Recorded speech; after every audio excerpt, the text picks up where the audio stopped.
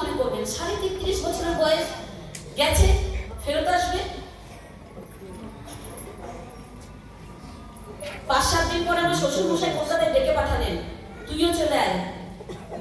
দিন দিন ডিটোরিয়েট করছে বডি।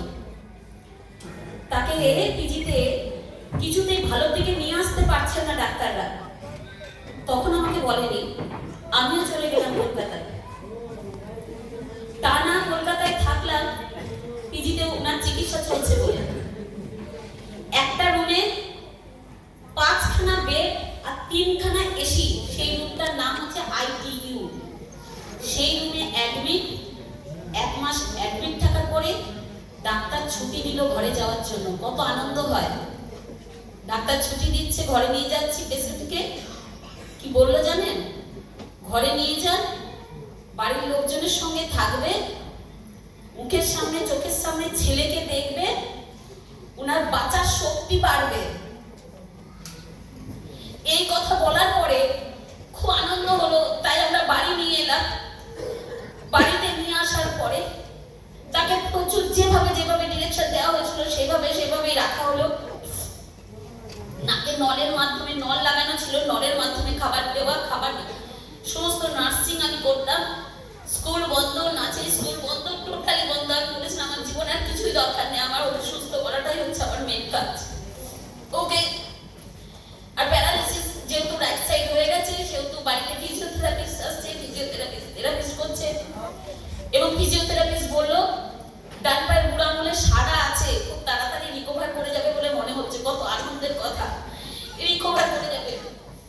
কিন্তু সেই দিনটা আমার ভাসছে দুপুরবেলা, 2.5 দিনের মাথায়, বাড়িতে আনার 2.5 দিনের মাথায় দুপুরবেলা হঠাৎ করে এমন ছটফটানি, শ্বাস চলছে না, অক্সিজেন মাথার কাছে সিলিন্ডার রাখা, হাই লেভেলের অক্সিজেন চালিয়ে দেওয়ার পরেও কিন্তু আর অক্সিজেন নেবার ক্ষমতা থাকলো না।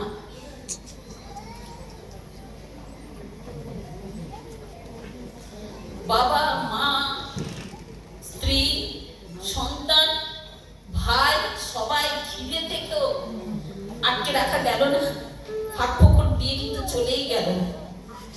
তখন তার ছেলের বয়স মাত্র 2 বছর 11 মাস। যদি তখন তার লাইফস্টাইলটাকে কন্ট্রোল করা যেত, যদি তখন তার এই মোটা কমানো যেত, যদি তখন আমার কোচ এসে বলতো আপনি কি একবার চেক আপ করতে চান, তাহলে আমার হাজবেন্ডকে এইভাবে চলে যেতে হতো না 2010 সালে। কিন্তু তখন আমার কোচ আমার সন্ধান পাইনি, আমিও আমার কোচের সন্ধান তখন পাইনি। 2 বছর 11 মাস বয়সে যখন আমার ছেলে বাবা হারালো, তারপরে একটা মহিলার জীবন কি হতে পারে? কতজন মহিলা আছেন একবার হাত তুলুন আমার জন্য।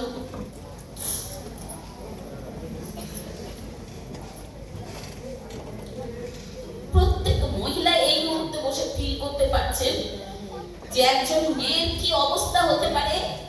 শ্বশুর শাশুড়ি, তার বড় ছেলে চলে গেছে, একটা ওইটুকু বাচ্চা নিয়ে ওই বয়সে কি হতে পারে। এবার যদি একটু বাবার বাড়ির কথায় না যায় তাহলে বুঝতে পারবেন না। বাবা